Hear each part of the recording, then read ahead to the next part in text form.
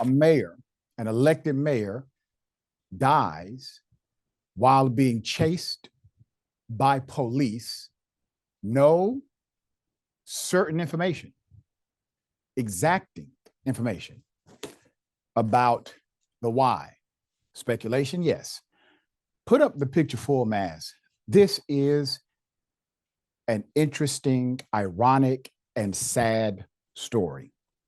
You're looking at a mayor who died in a police chase after his entire force resigned.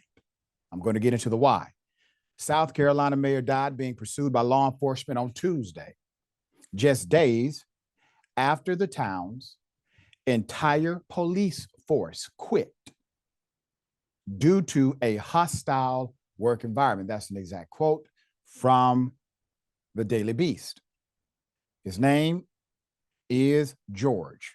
McColl Mayor George Garner II veered into eastbound traffic and collided head on with an 18-wheeler during the police chase.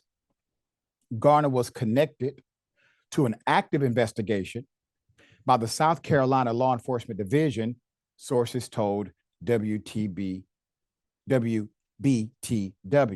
though details of the investigation to this very day are still not clear. Quote, the pursuit was not related to any laws being broken. Let's just stop there. That statement alone, the pursuit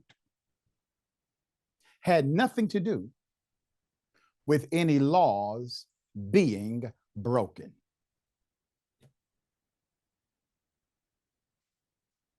The pursuit was taking place in an effort to protect the well-being of the beloved mayor, Mayor Garner. The coroner said, adding that more information will be released in the coming days. Now, I'm going to take you to November 21st. November 21st, that was 5 days before the crash, okay?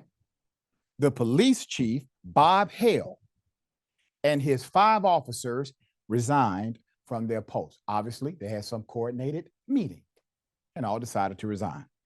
Chief Hale announced the decision in a Facebook post and said he left because of, quote, repeated acts of harassment and personal attacks on his character by a town council member.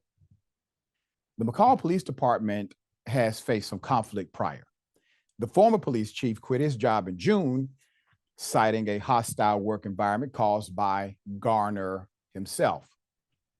Court docs confirmed that. Most recently, you have now the entire police force resigning. So Hale added that the council member harassed them by cutting the police funding budget upon assuming his position. Quote, this lack of investment hampered our ability to operate at the standard the citizens of the town of McColl rightfully expect and deserve, he said in the post. Let's put the dots together. Speculative, obviously, but that's what happens. You speculate when they decide to willfully withhold pertinent information. As they said, there's more to the story, but we're not telling you right now.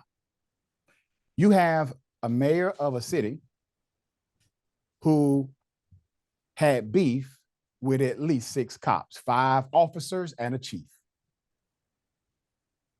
Days after that beef, that tension, that conflict went public, the mayor's dead. At the scene of the murder are police officers in the same industry connected to the same state and jurisdiction that had him under investigation. Do you see my point here? This is not the opportunity to be less transparent. This is the moment, if there's no dirty hands here, you are as transparent as humanly possible. And to say, well, we're chasing him not because he has broken any laws. Well, that sounds quite unconstitutional.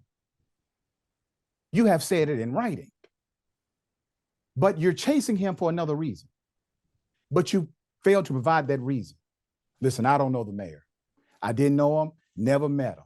Don't really know his politics that well either. I may disagree with him politically on many things, but the reality is this: a man is dead, police led to his death, and there was an open conflict days between his death and their resignation. I have questions.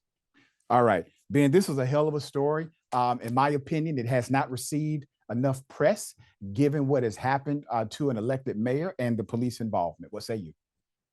It's just a very confusing story. It gives off like Mayberry, but Twilight Zone episode mixed with the Andy Griffith Show. It's just a very strange kind of a little town, 5-person police department.